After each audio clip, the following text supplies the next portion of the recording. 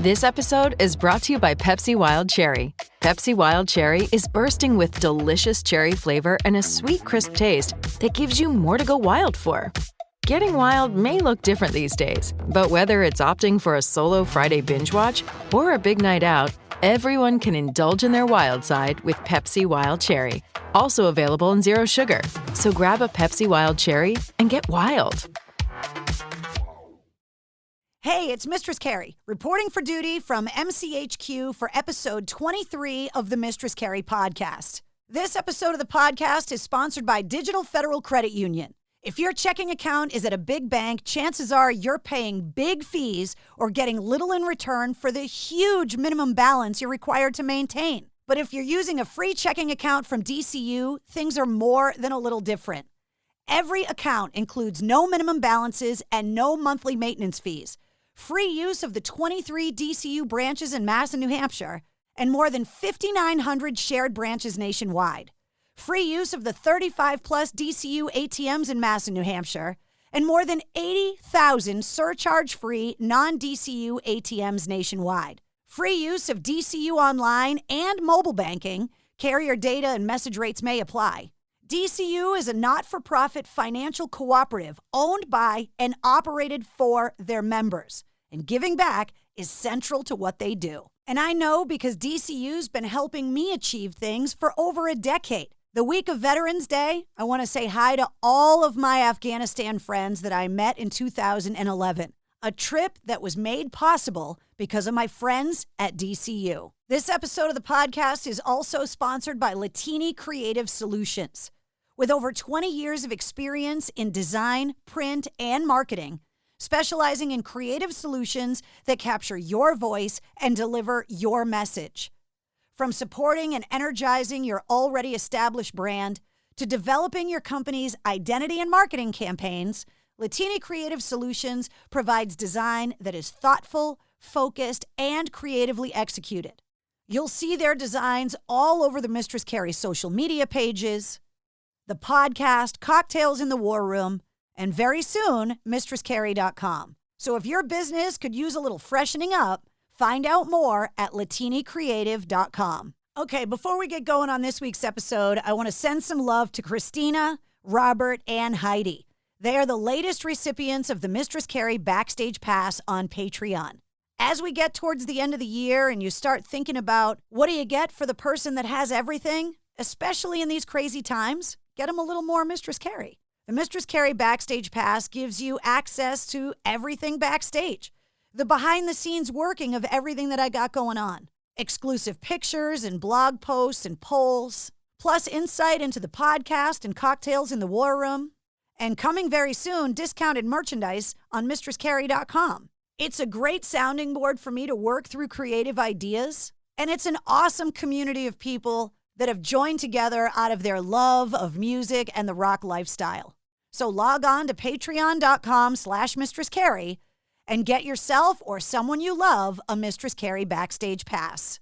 Okay, episode 23 is another opportunity to turn you on to a new band you may not have heard of. I feel bad only knowing a couple of references to Iowa, Field of Dreams, and Slipknot. But now I can add something else to the list. The band Saul. It's 4 guys, 2 of whom are brothers, and they just celebrated the release of their debut album, Rise as Equals, in October. The song King of Misery, which is out right now, was co-written by David Draymond from Disturbed. And I got a chance to sit down with Blake Bedsaul, the lead singer. We talked about what it was like growing up in Iowa, why he turned to music, being in a band with his brother, having a lot of our favorite musicians as his mentors, and the writing process during COVID-19 with David Draymond from Disturbed. I had never met him before, and he was such a great guy. His brother Zach was due to sit in on the interview as well, but he was a little held up having a baby. Well, his wife was anyway. I'm really excited to turn you on to a new band, so allow me to introduce you to Blake Bedsaul from Saul.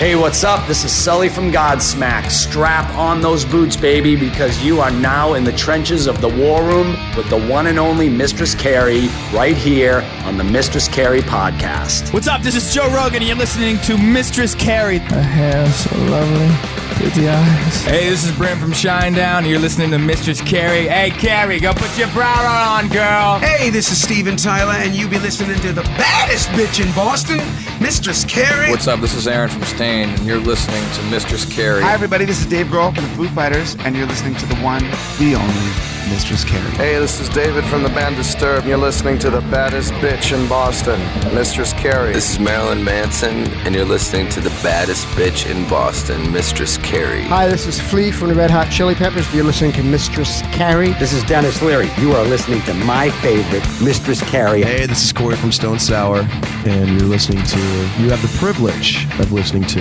Mistress Carrie. Oh, God. Oh, yeah.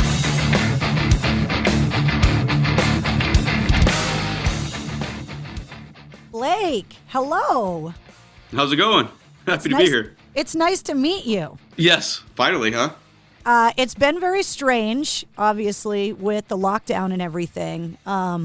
Talking to people that I've known for a while on the podcast, but then to have to meet someone like this for the first time, rather than you coming into Boston and me being able to go to the show or to have you come to the studio, it's a little bit weird. Right. That's the way of the world right now. I mean, it's kind of unfortunate. I mean, having to do this all the time.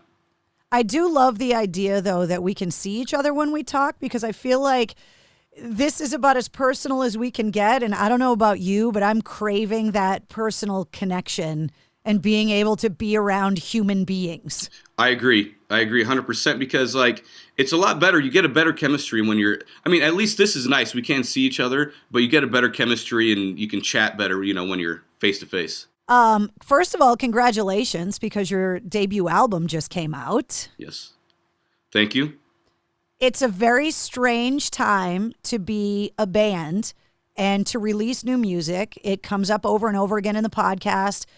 Do you wait and release the new album when you can actually tour to support it? And this is with bigger established bands. Mm-hmm. Saul is a band that is just starting to break now. Mm-hmm. And you're in this unenviable position of trying to get the word out about your music and trying to get people to know who you are, and you can't tour. No, I know. We were in a weird spot. I mean, we had a lot of momentum going into this year. So, and then we were booked with, a 75-day run with Hell Yeah, Butcher Babies, All That Remains. That all got canceled. We didn't book a show for the rest of the year. We were lucky enough. We did do 4 shows. 2 at Sturgis, 1 in Eastern Iowa in Fort Madison, and then our hometown show. But that was it. So trying to figure out if we should release a record or wait. I mean, we felt like we might have killed momentum if we would have waited any longer. So we decided to put it out. We have not seen you in Boston, right? Nope. The closest we got was New Hampshire. Now, Rise as Equals came out on October 23rd. So like I said, congratulations. Thank you.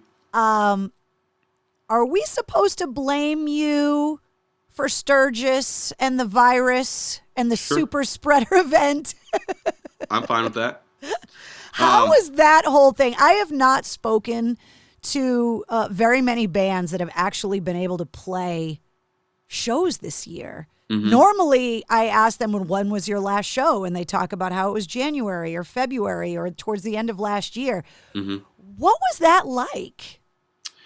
Well, our mindset going into that was if they're not going to cancel Sturgis, if the people are still going to show up, we're going to show up. None of us got COVID. Nobody I knew personally there got COVID. So, I mean, it was cool for us. If you got it, I mean, damn, you're an adult. Wear a mask if you want to wear a mask, or don't. I don't care. It seems like we're living in the upside down world of Stranger Things. I mean, there's really no other way to kind of describe it. Right. It is. Everything, I can't describe it either. It's just everything from the beginning of the year on has just been a different world. everything that we knew. I mean, we had to learn so much about how to do it live stream and how to do it this way and how to do it this way rather than just going out and grinding on the road. So it's definitely been a learning experience this whole year. I've had to do kind of the same thing because my radio station, WAF, got bought earlier this year and taken off the air after 50 years. Oh, wow. Yeah. And so, taking everything that I had been doing on the air for 22 years, starting my company, launching my podcast, doing everything I can to keep the rock community in New England together, I've had to learn a whole new skill set. Right. To become a webmaster and a computer expert and my own engineer, because if something broke at the radio station, I could always just call someone way smarter than me to come and fix it. Right.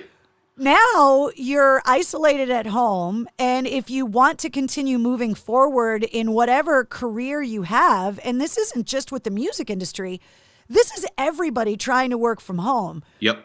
What skills have you learned this year that were completely outside of your wheelhouse last year? Well, to put it plainly, I am not a very tech-savvy guy when it comes to this type of stuff. If you send me a link, I'll click it and I'll get on. I'll put my name in the name bar. But when it comes to all the technical stuff, that's where Zach and our drummer Miles come in, because they got it all figured out and they do all this and that. But no, you want me to change the tires on the bus or do something like that or anything else, I'll do that just fine, but I can't do this technical stuff very well. I do not have the patience for it. It's really difficult. Yeah. To not smash the shit out of everything when something goes wrong. Yeah. And it's like you have to remind yourself, this stuff's really expensive. I know it. But just figure out how to route. I mean, it's all over my head when it comes to this stuff. So, like, just figure out how to route and get a good, clean signal from, like, our rack into, like, the Scarlett, into the laptop, into the OBS, into the live stream, not me. It won't even get done. I couldn't figure it out. You just lost so many people. I know, dude. I know. So, allow me to translate a little bit. When you're a musician, right, and you're trying to record and you're trying to live stream and you want to plug an instrument in, or, I do this video show once a week out of a room in my house I call the War Room. And the show was born out of COVID necessity. Yep. And we call it Cocktails in the War Room. And you can't just sit in front of a computer or, your cell phone and get things to sound good. So then you need a microphone, then you need cables, then you need an interface, which is what you're going to plug it into so that your guitar or microphone actually talks to the computer. And then you got to figure out how to get the levels right. So if you're playing guitar and singing at the same time, the guitar is not way louder or you're clipping out or something. Yeah.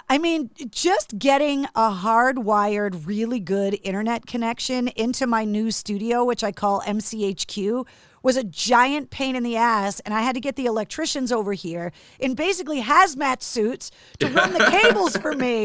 And I was like, I can't do anything if I don't have a good internet signal. So yep. It's shown me how technologically disadvantaged I was and the leaps and bounds that I've had to make, the learning curve and the drinking out of the fire hose of information that I've had to do this year, Yeah.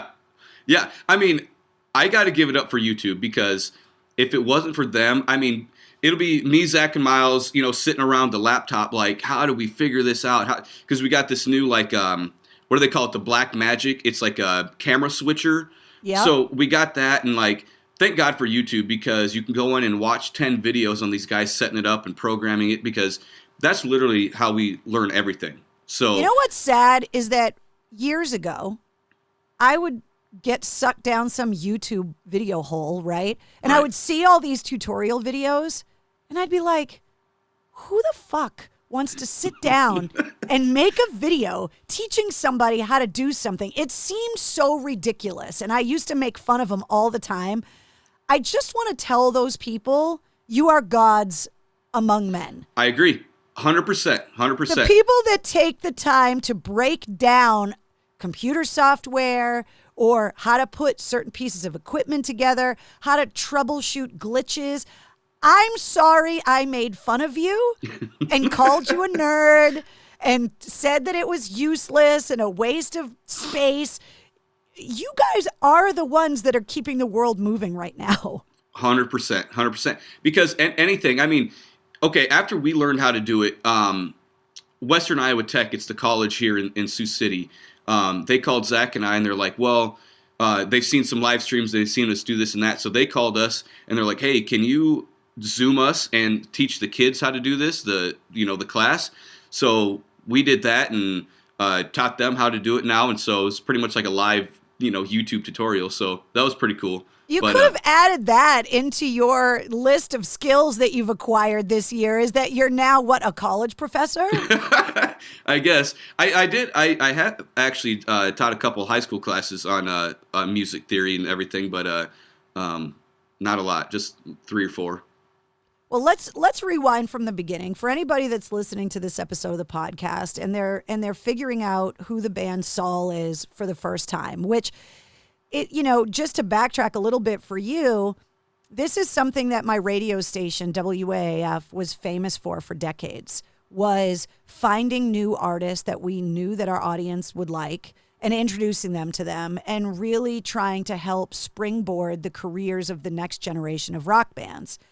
Losing WAAF after 50 years, there really, unfortunately, aren't any stations that are kind of taking up that flag and moving it forward, which is part of the reason for my podcast, is that I still want people to say, oh, Mistress Carrie introduced me to this band, and now they're one of my favorite bands and whatever. So for the people that are listening to the podcast, this is a way for us to get to know you, because I can't just, when you come through town opening up for another band or whatever, just have you come up into my studio like we would have normally. Right.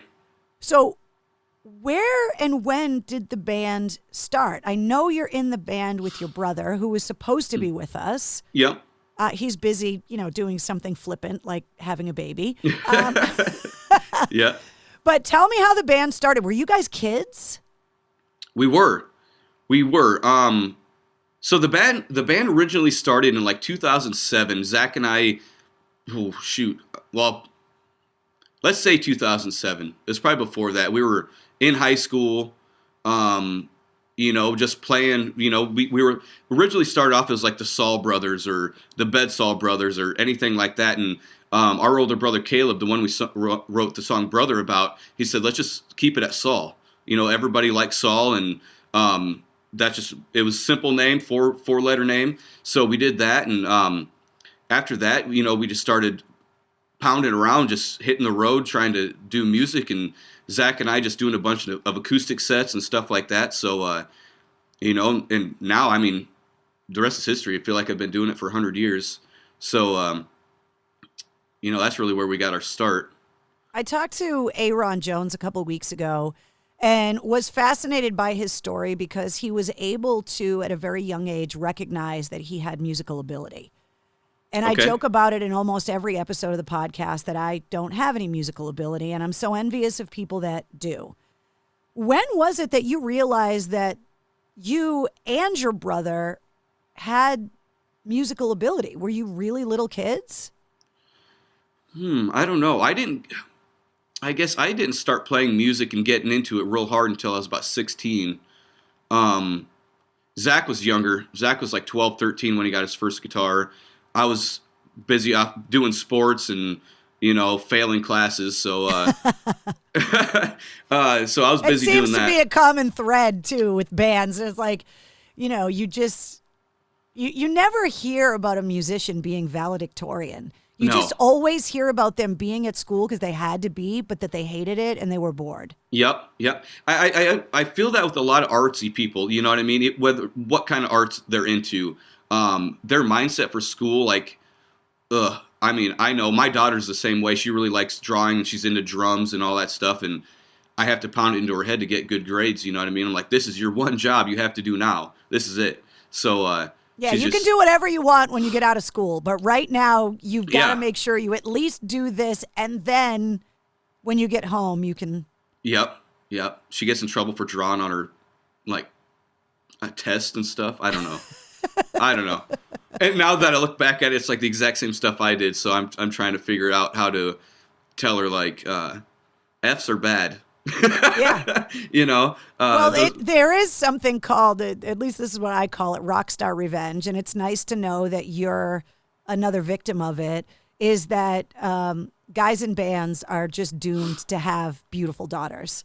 It's just what happens. There are very few exceptions of guys in bands that I know that either only had sons or didn't have kids at all. Most of the time, disproportionately, guys in bands have beautiful daughters, and it is kind of that payback that you're talking about, that, everything that I did to make my parents miserable is now coming back to me. Full circle. Yeah. Full circle. The only one thing is I have one daughter, one kid, and my parents were dealing with 4 of us all about the same age. I don't know how brothers? they did. All brothers. Oh. I would have killed me.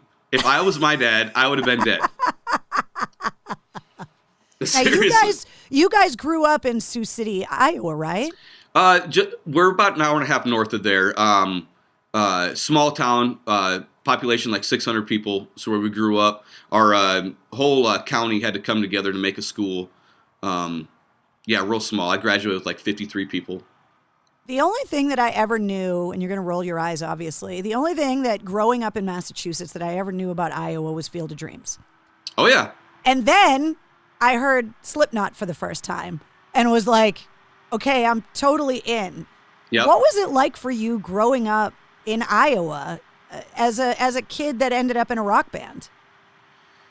Spent most of my life, just working. Right before Brother and the band started to take off, Zach and I and Will, our bass player, moved up here from Lincoln, and we were working 100-hour weeks in cornfields and bean fields and doing that. And that's really what we did a lot of in Iowa. I mean, from a young kid to tasseling and roguing and, I don't even know what those things are that you just said. Right, I know. See, if you're not from Iowa or like the Midwest, you don't know. So what is that? Okay, like the corn grows, and they have male rows and female rows of corn, right? And so the male rows pollinate the female, but... So it's just corn porn out there in the fields in Iowa. That's what's going on. Okay. Pretty much. So what you do is you pull off the top, they call it like the tassel or whatever, detasseling, and you just pull it off so it doesn't pollinate the corn and flower, and it just becomes the corn stalk, the corn as you know it. And then roguing is all, you just go through the field with the shovel, and anything that popped up from last year's, planting, you just dig it out. And that's what you guys were growing up doing? Yeah. That or you working in hog confinements. Wait, what? Like hogs, working with hogs or cattle. So raising them or working at the slaughterhouse? Not slaughterhouse. I don't know if I could do that. Yeah, that's what I was going to ask. I could probably do that if I had to. I would know how to do it, but I don't want to do it. It's pretty much you feed them, take care of the babies, give them shots, stuff like that. Like that these big farms. That seems like a very hard way to grow up, but not in the way that I mean. I mean that you grow up valuing where your food comes from. You grow up valuing what it takes to make $1. Yeah. That you grow up very thankful for what you have because you're working really hard to get it. Right. Well, when I wanted my first amplifier and my first bass, I did tassel for 10 hours during the day, and then at night when I got home, I went and washed dishes at the local restaurant because I needed money for it. It's one of those things too where, especially with the corn and stuff, that people in big cities, especially if they're vegetarian, or it's like they're so disconnected from where the food actually comes from. Mm-hmm. And how difficult it is to farm. I mean, it is. I have a 22 by 60 garden in my backyard that I'm looking at right now. And that's a lot of fucking work. Yeah. Yep. It's 22 by 60. And it's a lot of work. That's a big garden, though. That's a big garden. I love it. I'm making my Sicilian ancestors proud with my tomatoes. Very nice. But what are you talking about, like, acre-wise on these fields that you grew up earning your amplifiers on? Oh. How big were they? Oh, man, I don't know, 500 acres, 300 acres here and there. Some of these guys, 1,000 acres. It just depends. Depends on the farmer. But yeah, doing that. And what people don't realize, Iowa grows a lot of corn, right? But they don't realize most of the corn grown in Iowa is for feed, for cattle, for hogs, for, whatever kind of livestock. It's not the corn on the cob you get at the supermarket. No. We grow a lot of sweet corn, but I think most of our sweet corn really comes from China. But we send a lot of this corn and feed over to feed their cattle and our cattle and all that. So you get the amplifier and you decide, okay, I don't want to work in cornfields and I don't want to work with hogs. When you and your brother announced to the family, we want to be in a band, how did that go over with your dad that's already, turning gray with 4 pain-in-the-ass sons? It was all right. Our very first gig, we have I don't know if you have them there, but they're called street dances. They'll block off a whole city block or, a town block here and then have bands and do the whole thing like a festival style. So our very first gig it's always Labor Day weekend. And now the city of Sutherland dedicated Labor Day. It's September 5th is Saul Day in our hometown. Congratulations. Thank you. So Labor Day's always been a special thing for us, with being one of our very first gigs. We had this band that's in the Iowa Rock and Roll Hall of Fame. They're called the Scavengers. Well, we didn't know much about them. Never heard of them. They're from the 50s, 60s. Yeah, I've never heard of them either. Okay. Well, but I'm going to track them down now that you're talking about them. Right. So when we were younger, we lived out on this farm. And then when we were coming into 5th, 6th grade, we decided to move into town. And into town, 500 people, 600 people. I mean, you're still, yeah. So we move into town, we buy this house, we're living there, and all of a sudden, we're cleaning everything out, the attic and everything, and we see up there's a box that says Scavenger. And at this point, we were already, didn't know much about them. We were kind of getting into music, doing the whole thing. And comes to find out that Labor Day that we played on the balcony of the house, and these guys kept stopping by. They're like, that's just how the Scavengers did it. And that they did it back in the 65 or whatever the heck it was. And it was kind of cool bringing that full circle with that band, and then us being musicians, having the house, and then doing the exact same thing was pretty cool. So you guys bought a band house? Yeah, definitely. Which is so old school rock and roll, but you don't hear people doing that anymore. Yep. Yeah, the Johans. I guess I didn't know, but it was cool. It was cool to find the history. And then we went up it's in Okoboji, Iowa.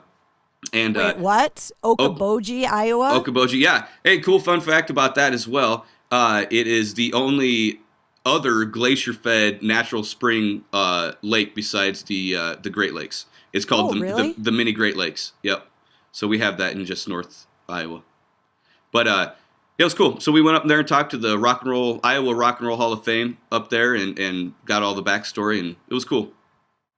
Were you when you get invited to play this block party or whatever, are they letting you play original music, or are you, because what would happen most of the time around here is that if they allowed a rock band, you'd most likely be playing, cover songs. Covers. Yeah.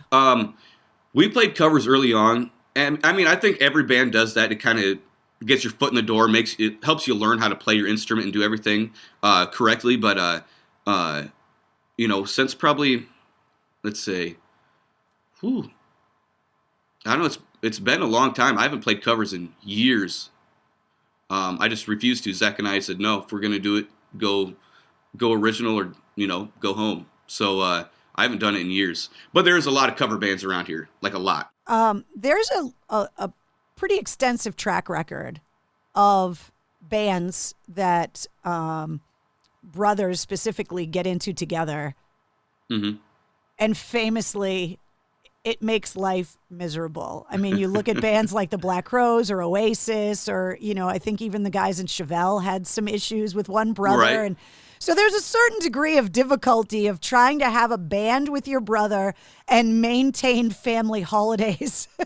Right. How were you guys concerned about that at all, or did you and Zach just always get along and it hasn't been an issue? Zach and I always get along. Definitely we have our issues. I mean, even just being down in the studio with Dawson, our engineer manager, Zach and I got into a scuffle, an argument or whatever, and we walk upstairs. We're kind of taking a break. We're up on the deck and everything, and he comes up and he's got his head down and everything, and then he hears Zach and I laughing, hanging out, chilling, and then he's like, "Oh my God, dudes!" He's like, "I was coming up to try to tell you guys not to break up the band." He's like, "I thought I just saw the band broke up," in the studio. We're like, and you're like, "What? This is just Thursday." He's my brother. Oh, dude, yeah, it was no big deal. But yeah, definitely we have our arguments, but I've never been in a band with anybody else besides Zach. So I really don't know what it would be like to be with somebody else. And he's my favorite guitar player, and he handles a lot of the workload, especially when it comes to the technical stuff. So I mean, it's great. It works out definitely for us. Like when it comes to like family get-togethers, it's me and Zach just sitting there talking business like the whole time. Does that annoy the rest of the family? It's probably. I don't know. So you really start this momentum that you were talking about with Saul, and things start moving, and you're working on your debut record that we talked about that just came out a couple weeks ago. Yep. And you're dealing with, you talk about the closeness of your family and obviously the way that you grew up, and you're dealing with something as a family of men that I want to talk about if you don't mind, because I think your perspective on it is really interesting. My mom also got diagnosed with cancer years ago. Luckily for me, it was a survivable type of cancer, and she was able to beat it and move on with her life. Your family went through a completely different experience, and I'm really curious because you were 4 brothers and a dad. Yep. Losing the matriarch of the family while you're constructing this album and kind of pouring everything that you have into this music. Can you talk about that and what that was like? It was hard. When we were working on this record, at one point we were working with Morgan Rose, and we were over in Illinois, and call home, and Dad answers the phone, and he's like, they're going to be putting Mom on hospice, and so we're like, what the hell do we do? And he's like, you'll be back. And Zach and I were supposed to be flying to Atlanta the next day and working on another song at another studio. And Morgan Rose, I give him huge props because he kind of grabbed us both and kind of shook us. He's like, snap it together, man. Get it together. He's like, get your butts home. He's like, there's other records, there's other songs, there's other time for this. He said, you can make a million songs, but you only get one mom. And kind of, snapped us to it, and we took off from there and headed home. And luckily we did, because we only had about 2 weeks left, and she was gone. So it was, I thank him for that. But when it came to writing the record and doing all that, it was definitely tough, because just trying to stay connected at home and stay in a creative mindset and stay on a correct path to get everything done, on a scheduled time. And it was, I wouldn't wish it on anybody, for sure. Did it change the sound of the record? Did it change your music? I don't know. I was so immersed in what was going on. I guess I don't know if it changed it or not. You know what I mean? I don't know how it would have turned out if everything was fine at home, or I guess I don't know. I've always made a joke that, rock and roll wouldn't exist if women weren't bitches. And so that we can take credit for being the inspiration behind, this amazing art form that we all love. But I think that it's something that comes up in the podcast now more than ever, is that every band is kind of hunkered down right now trying to create something because they need that outlet to get through this year. Right. And you guys had a really hard 2019. Right. Coming into what has been everyone's miserable 2020. How helpful was it for you to have that creative outlet? Again, because someone like me, I don't have that ability to channel everything I'm going through into something like music. So how is it mentally helpful for you? I need it. I absolutely need it, because especially in 2020, we haven't really been able to play. Luckily, we did have the opportunity Like we did the song King of Misery with David Draymond. We had to do it over like a Zoom session, very similar to this. So we needed that. We did Things Change, Rise as Equals, all these songs we did in, the pandemic time of COVID. So, I mean, I'm super grateful that we had that and something to do, because I don't know what we'd have done if we would have released a record in like December of 19 and then just been sitting on our thumbs for all of 2020. I would have, shoot me, please, because you know what I mean? Yeah. But I'm really grateful that we had that. And then when all of us guys come together and we actually have a chance to jam in the rehearsal spot and then do a live stream, I mean, it's huge smiles. Everybody's like, thank God, because I was done. I was ready to call it quits. But then you see guitars strap on and drums going and everybody's just huge smiles. I mean, music's a huge part, I think, to everybody's life. And they may not entirely realize it, but it's huge. Everybody needs it. And I do. I know specifically. Zach just showed up too. So, hi, Zach. Cool. But yeah, it's huge. One of the things that keeps coming up with all the musicians that I talk to is the missing of the connection with your fans. Yep. And social media is great to be able to kind of keep in touch with people or whatever, but talk about that relationship in person, especially for a newer band, because you know that the fans you have right now are the diehards. Yep. They sought you out. They jumped on board from the minute they heard note one, and now you can't be with them. Right. And, that's another thing about this year. I mean, if we go way back to what we had to learn how to stay connected through any means of social media possible. Just because that connection was so deep and passionate with the equals, and that's why we call our fans our equals, you know what I mean? And the album is Rise as Equals and the song Rise as Equals, because it is a tight-knit, we are a family. We have this page, Saul Equals Rising page, and it's like our fan page. There's about 5,000 members on there, and it is tight-knit. I mean, we're always helping each other out. We're doing this, donating, it's hard not to be connected with them on a physical level as well, to where we can actually fist bump and high five and hug and do all that and see their faces in the crowd. I mean, because when you're doing a live stream, you get done with the song, it's just dead air. It is really strange. I love the live stream shows, don't get me wrong, because I'll take live music any way that I can get it. Right. But it is really weird. Same thing with watching a sport, a game on TV. Somebody makes a great play or like whatever, and there's nothing. There's no noise afterwards. There's no eruption of the crowd. There's so weird. Yep. So trying to deal with that was a whole new challenge. I like live streaming. I like to be able to entertain and give the equals, something, at least something out of us. But as far as doing them, I don't like doing them just because of that reason.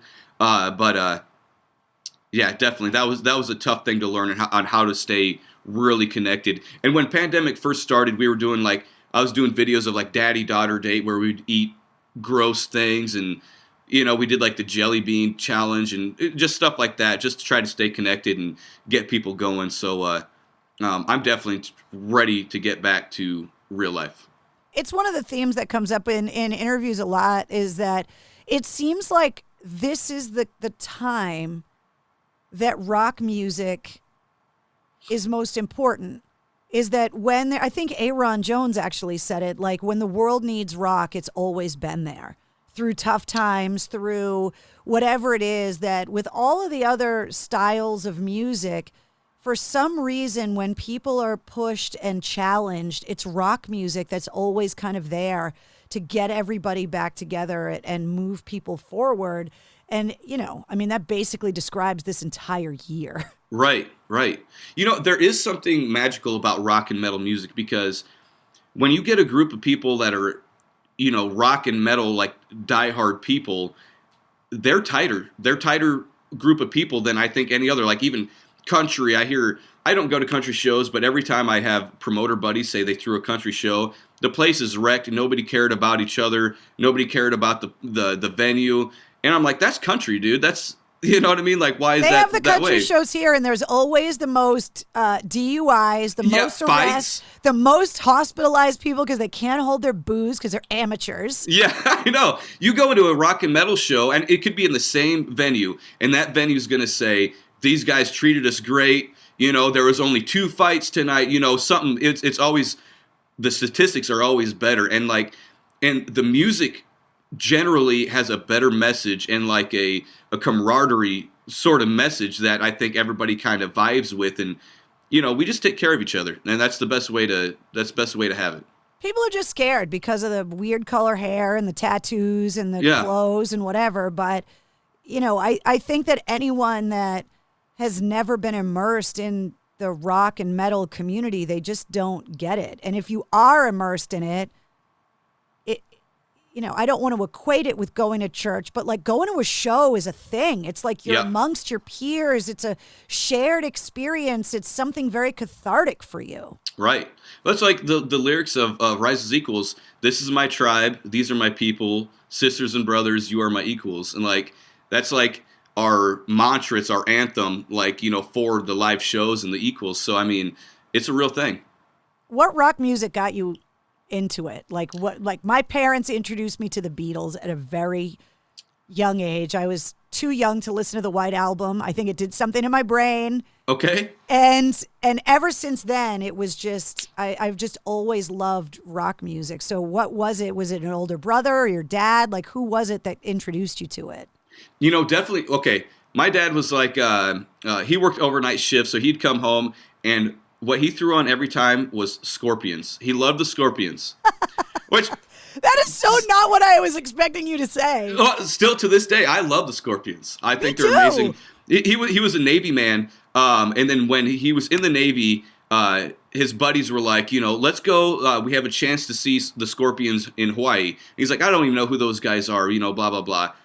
Missed the show. He still regrets it to this day. He still tells the story about how he should have seen the Scorpions, because then he bought all the records and bought all the CDs and bought the greatest hits, and that's what he cleaned the house to. That's what he mowed the lawn to. He's, you know, Scorpions. But before that, my brother Caleb introduced us to like Black Sabbath, Metallica. I mean, he's the one that really kind of introduced us to Chevelle too. Really, right before they blew up. Stuff like that. He was really involved in the music, but he listened to anything from, I mean, metal to hip hop. He was into everything. You know, he showed us like the Chronic album by Dre, and you know, and stuff like that. So he really introduced us to like most of the music we know.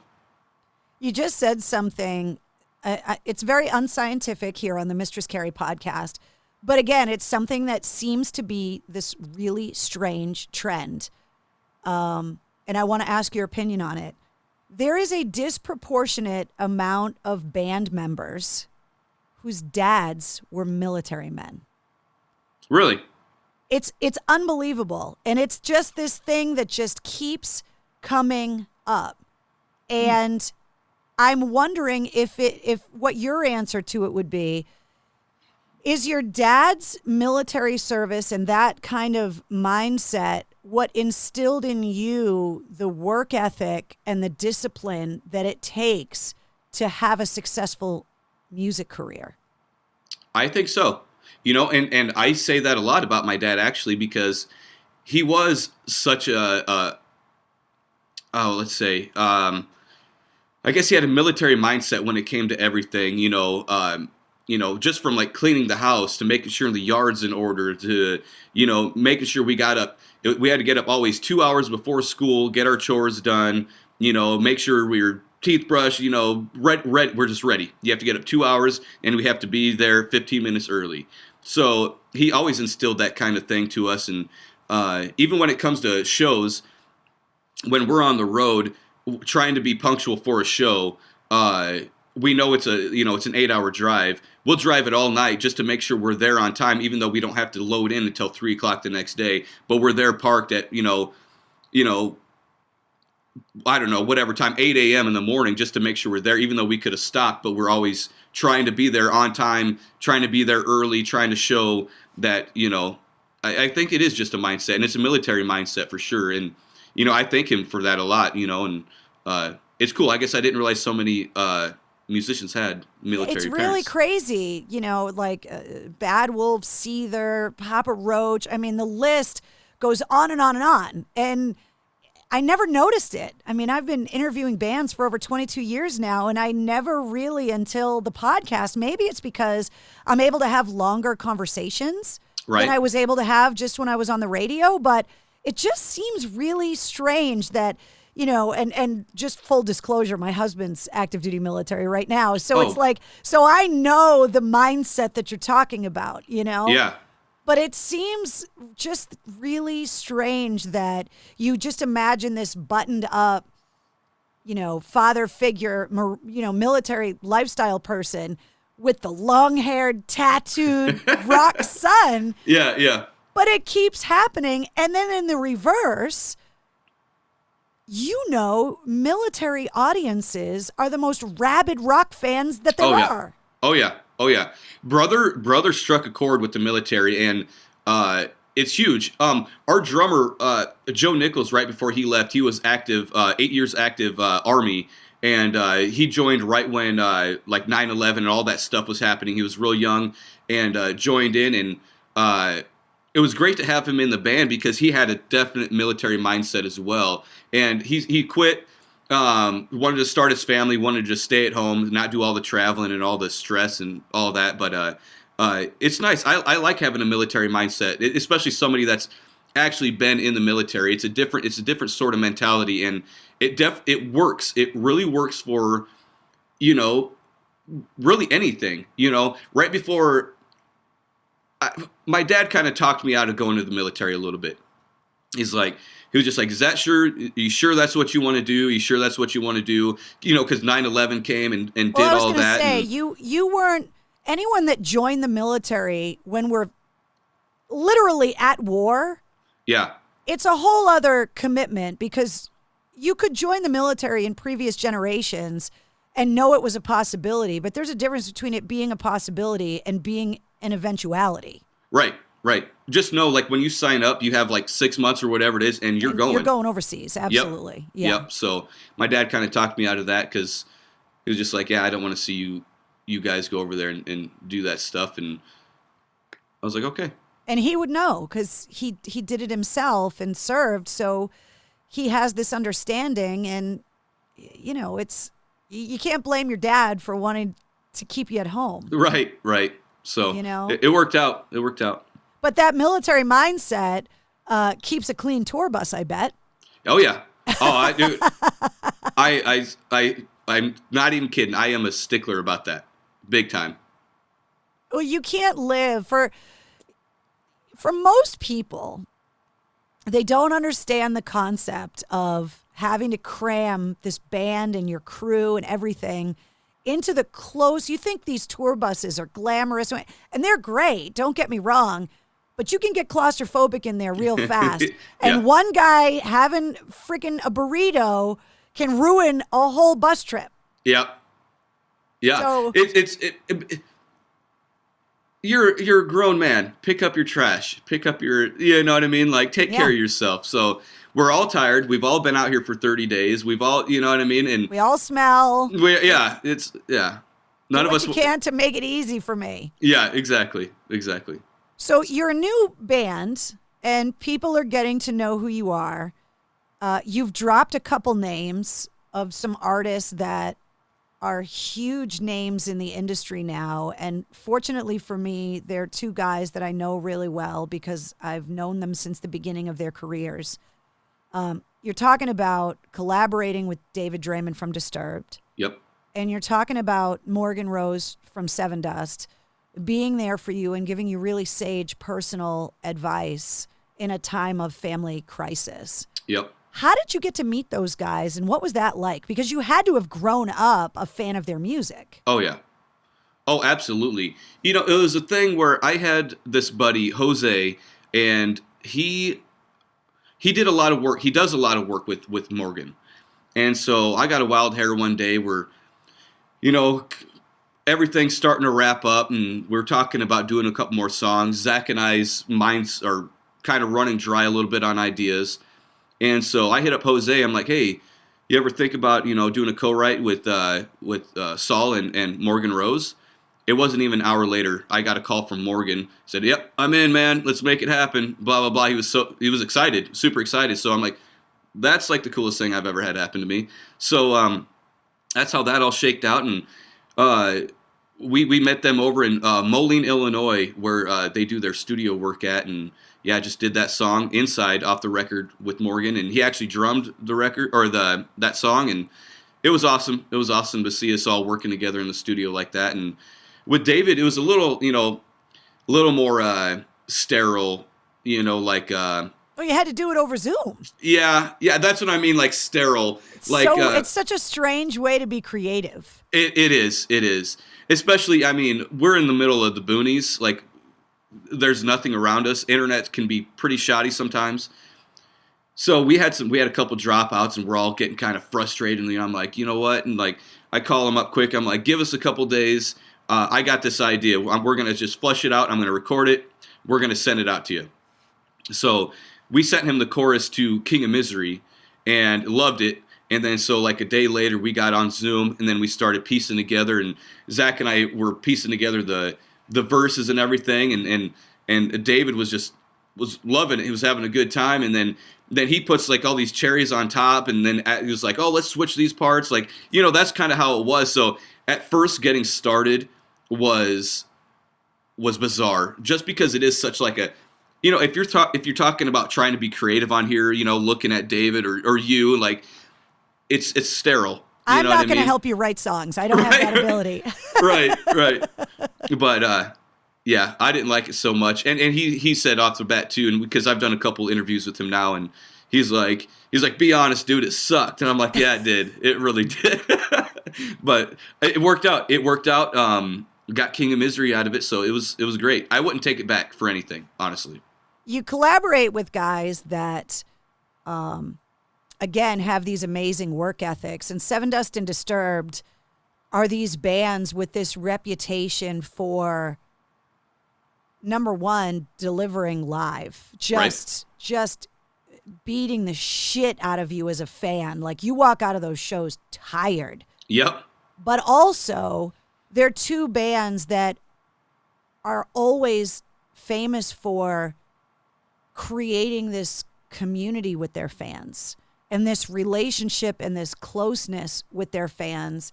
And that, in my opinion, is one of the reasons why they've been able to sustain being bands for, and it blows my mind that it's been over 20 years since I've known these guys, because it doesn't seem possible. Right. But how hard is it as a newer band like Saul to just get noticed? And then how hard is it to be those bands 20 years later still kicking ass doing it?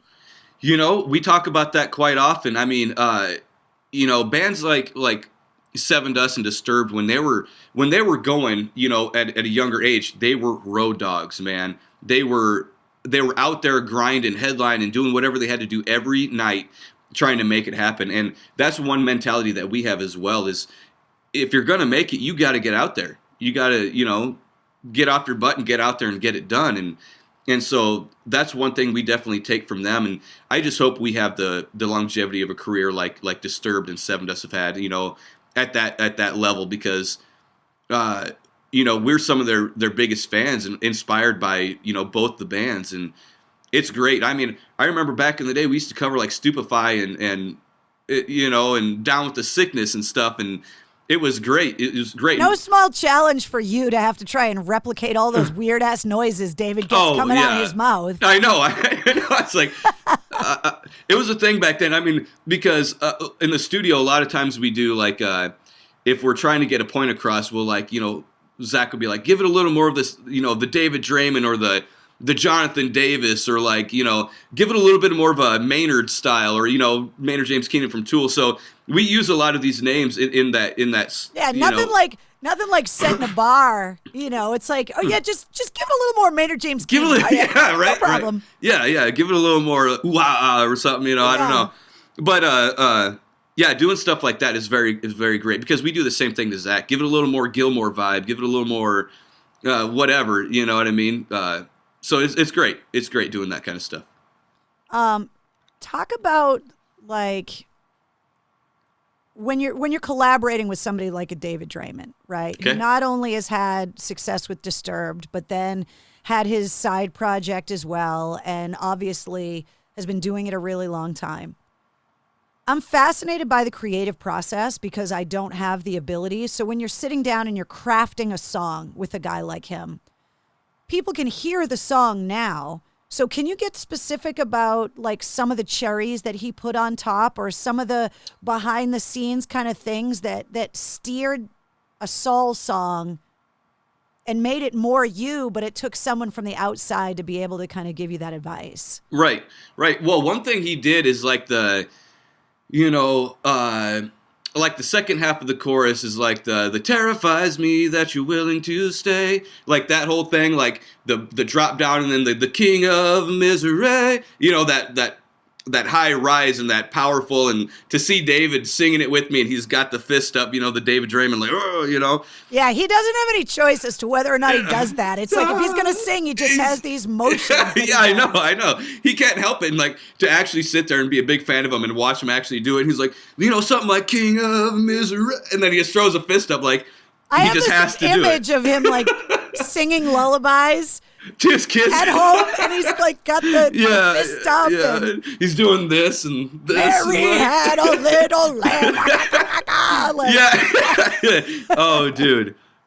Yeah, I imagine it too. It's very awesome. It's very cool.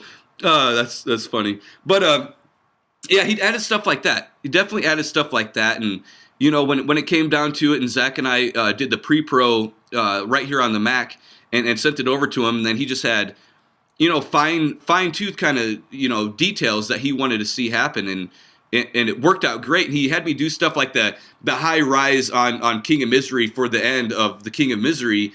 You know, I wouldn't have done that. I would have gone, you know, I would have just gone heavier, like King of Misery, you know, like really just belted it out. But he threw in some great ideas, stuff I'm definitely using. I'll be using for a long time to come. He's somebody, and he and I have talked about this, and obviously Morgan Rose, the same thing. They don't make it easy on themselves with their style of play and style of singing. Right. You know, taking care of David Draymond's voice with the kind of singing that he does, taking care of Morgan Rose's body. Right. With the way that he plays the drums. It is no small feat that they have been able to maintain a level that they can play at after all these years. Right. Are you taking that example and because I ask bands a lot, what would you tell your younger self about taking care of your body, your voice, in order to, you know, so that you'd be better off where you are? Every person I know in a band is like, oh my God, if I had taken better care of my voice, if I should stretch more, I shouldn't have smoked all those years. Right. When you're collaborating with guys that have seen it and done it, are there things taking care of your voice? Are there things that the members of Saul are doing to be able to maintain? I mean, obviously you're not able to be road dogs right now, but right. Are you learning how to maintain a level of health for your career from these guys too? Yeah, trying to. You know, David got me into the mindset of. I started a training with Melissa Cross, the vocal wizard. Every heavy metal singer like holds her up as a saint. I mean, yep. And she's amazing, an amazing person too.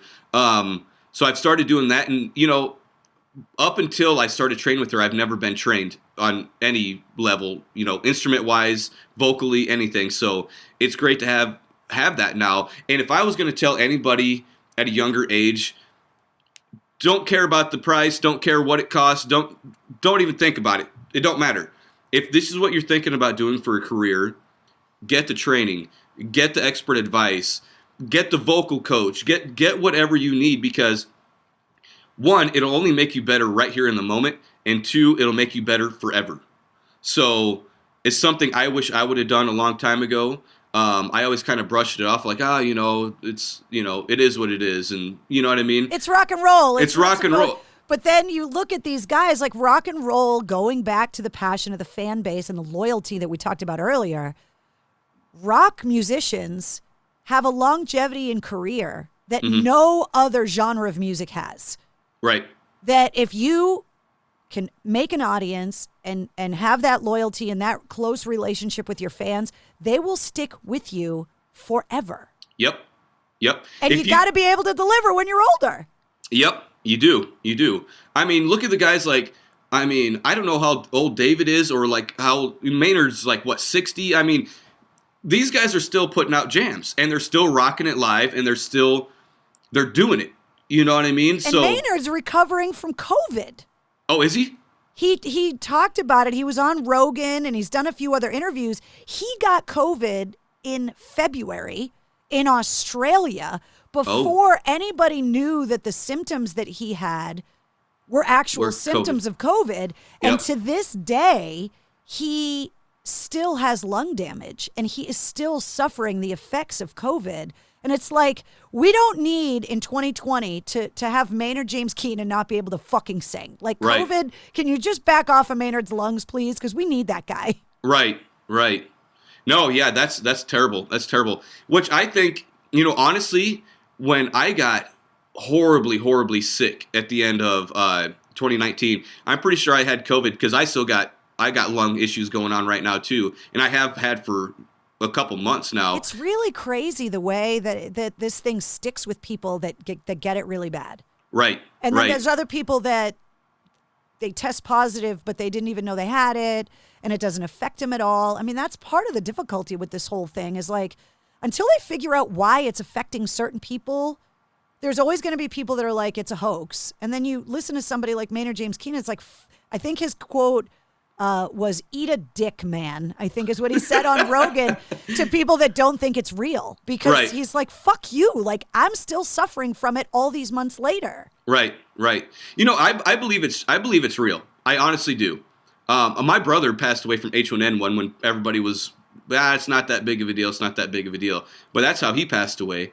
So I know it's real. But I'm just not going to be the one to get upset if somebody's not wearing a mask or wearing a mask. I mean, I was the guy that wearing the mask, doing the whole thing, doing it properly, and then you go into some place like Walmart or the gas station where they enforce it, and you see guys where it's down to here, it's like, down here, on their beard. It's like, dude, that's not doing any good. Yeah. Like, what are you doing? It's like, get the hell out of here, dude. Everybody else has got their mask on. Don't be a moron.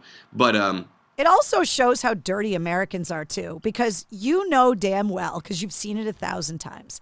How many times have you gone into the bathroom at a truck stop or whatever, and dudes walking in and out now washing their hands? Oh, yeah. And it's like, okay, now you might as well just be walking around rubbing your dick on everything. Uh-huh. Because you're not you just were holding it, and then you don't wash your hands.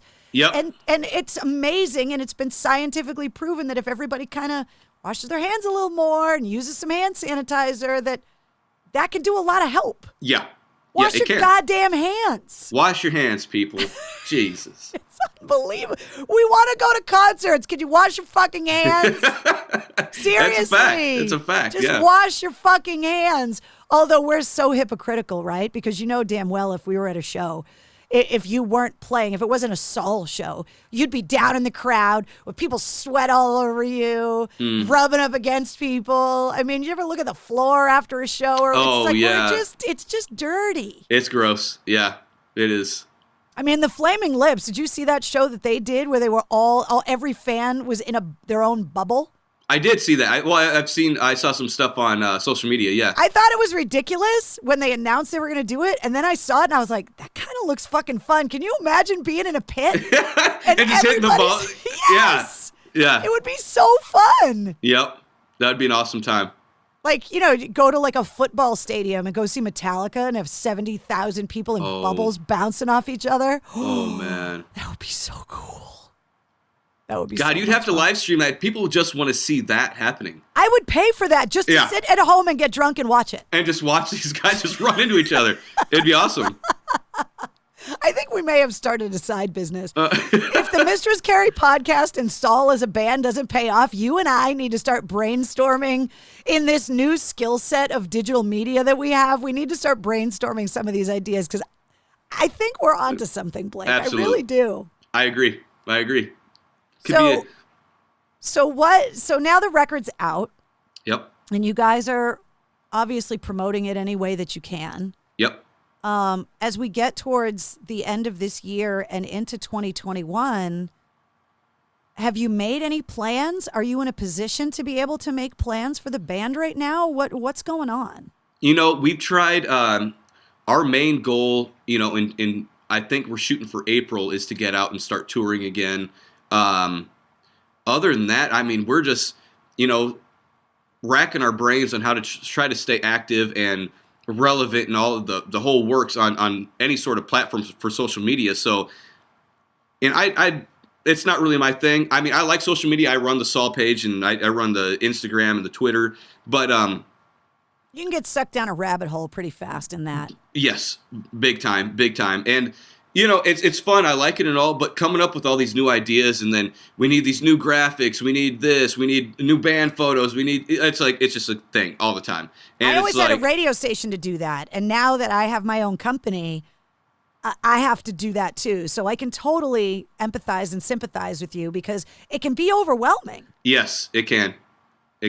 And man, I get to the point to where I have all this stuff coming at me, and then Dawson, our manager, he does a lot of our graphics too. And then we're all stressed out, and then we're like, screw it, we're done. We'll call it a day. We'll just go like one day without talking to each other or anything. You know what I mean? So where it's just like, we got to stop for at least 24 hours. Otherwise we're going to strangle each other. And, but it's great. I mean, it definitely keeps us busy. And we did buy a new tour bus, recently, 3 months ago now. So Zach and I have been doing all the work in there, putting in the bunks and the couching and seating. You guys are building the tour bus? Now, just to pull the curtain back a little bit for people that don't know, most of the time, rock bands lease them. Yeah. And they lease them from a company, and you get the driver, and you get the bus for the tour.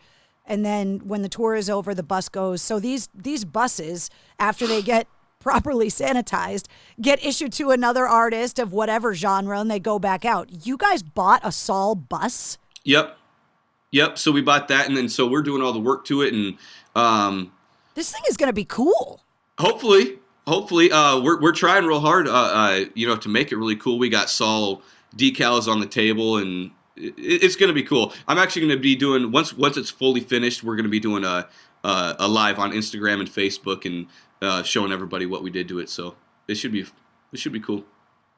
One of the things that always comes up in the interviews with the artists, because you guys are some of the most well-traveled people a correlation between the military and rock bands is that the military people that I know and the rock bands that I know are some of the most well-traveled people on the planet because you're just constantly on the move. Yep. I have not been able to meet you in Boston in person yet. I have what I call the Mistress Carrie Tour of Boston. So when you guys come up this way, if you got some free time, I'll take you on all the scenic, touristy things or whatever. Yeah, I'm actually really excited about that. But one of the things that comes up a lot, and I always ask, is for the bands to kind of give me a travel guide, right? Of like places that you've been around the world that you loved, cool beers and drinks or food, like where have you gone that's been the best food? Before you talk about where in the world is your favorite place to go, whether it be on vacation or whatever, if I were to come to your hometown, yep, what's something that is only around where you are?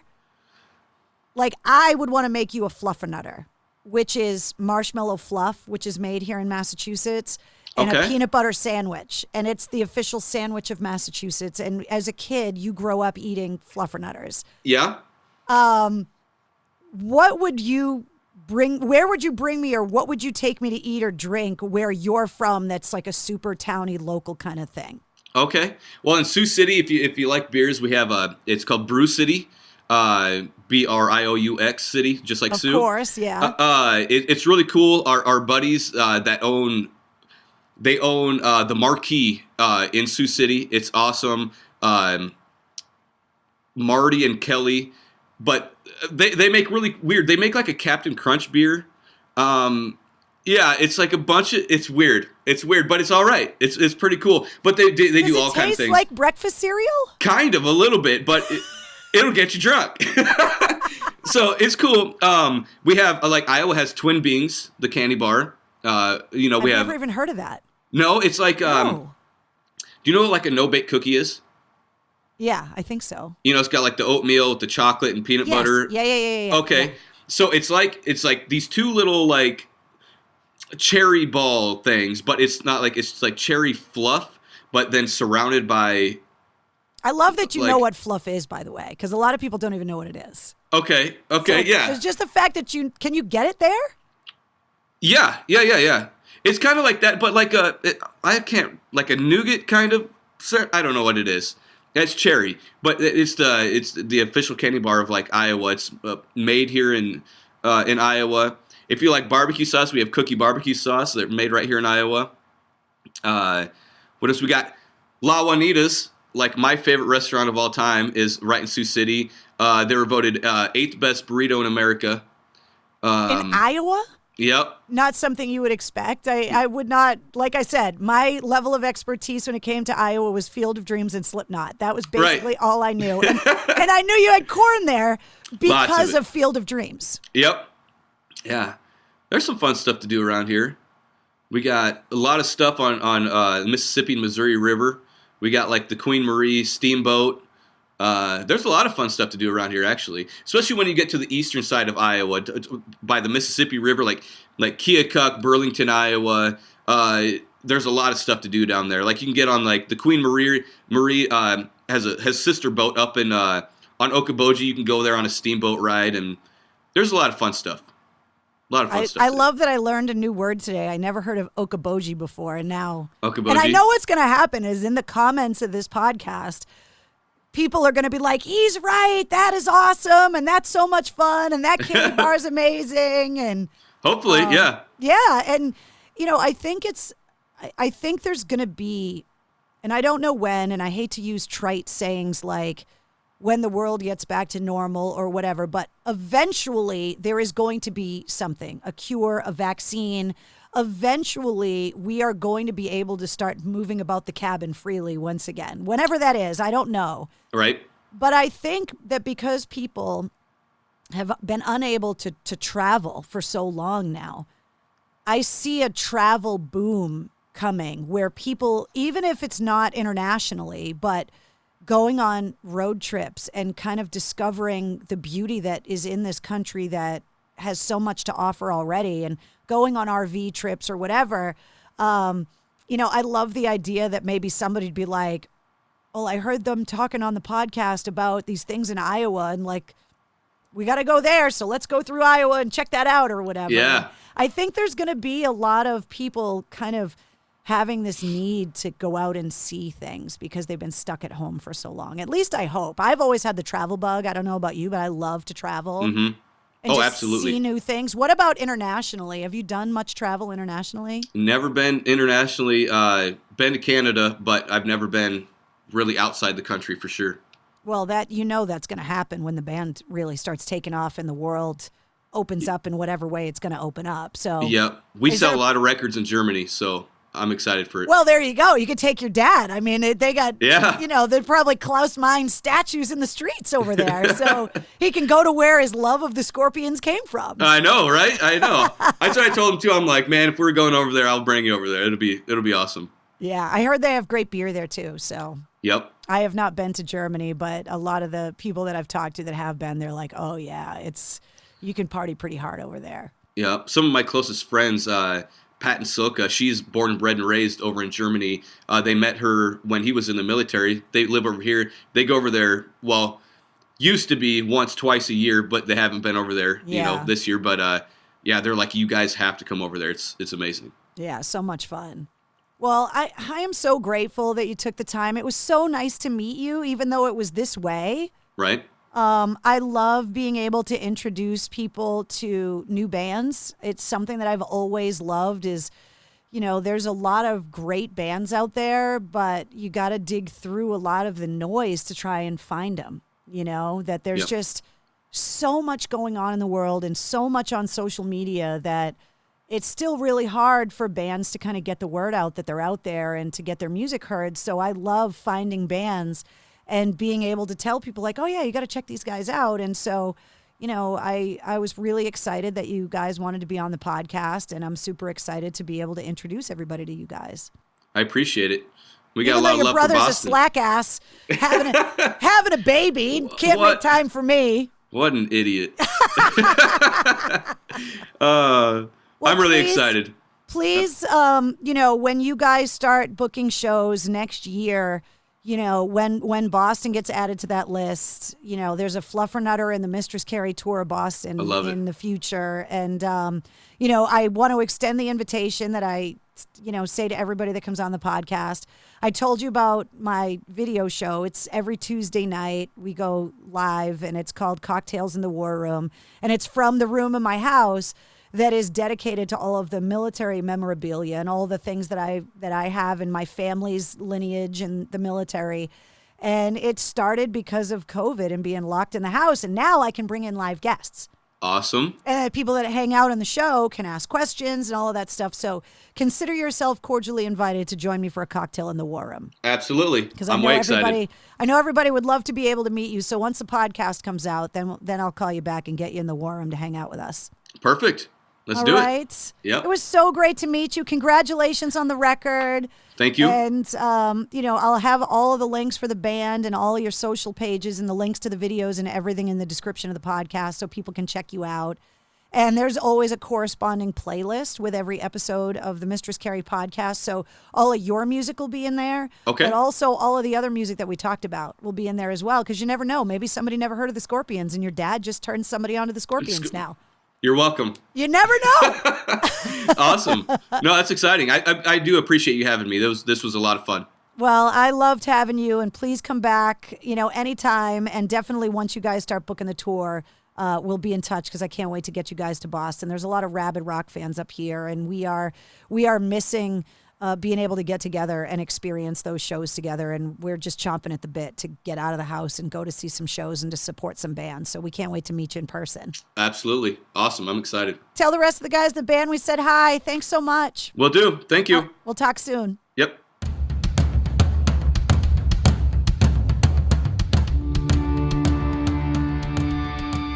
Well, there he is, Blake from Saul. I hope you guys loved him as much as I did. Like I said in the interview, all the links to the band and him, all the social media stuff, the band website, everything in the description of the podcast, along with the custom playlist. Huge thanks to the sponsors this week, Latini Creative Solutions at latinicreative.com, and the newest sponsor of the Mistress Carrie podcast, Digital Federal Credit Union, or DCU, at dcu.org. We have been working together for over a decade, and I'm so happy to get them involved with the podcast. So welcome, DCU. If you liked what you heard, don't forget to hit subscribe so you don't miss an episode of the Mistress Carrie podcast, including the sit reps. And if you don't mind leaving us a 5-star review and a comment so I know how you like the episode, get your Mistress Carrie backstage pass at patreon.com/Mistress Carrie, or search for Mistress Carrie on the Cameo app so I can make you a custom video for Thanksgiving or the holidays or the New Year. And keep your eyes out. MistressCarrie.com is coming very soon with the online Mistress Carrie store. And don't forget to join me every Tuesday night at 8:30 live on my Facebook page for Cocktails in the War Room. To celebrate joining Pantheon Podcasts, Rock Camp, the podcast, the official podcast of Rock and Roll Fantasy Camp, is giving away a guitar signed by Mike Portnoy of Dream Theater, Marty Friedman, formerly of Megadeth, and legendary shredder Zakk Wylde, plus our rockstar counselors like Vinny Appice, Monty Pittman, and more. To enter to win, simply follow, rate, and review our podcast on your preferred platform, and that's all you have to do. For more information, go to rockcamp.com/podcast.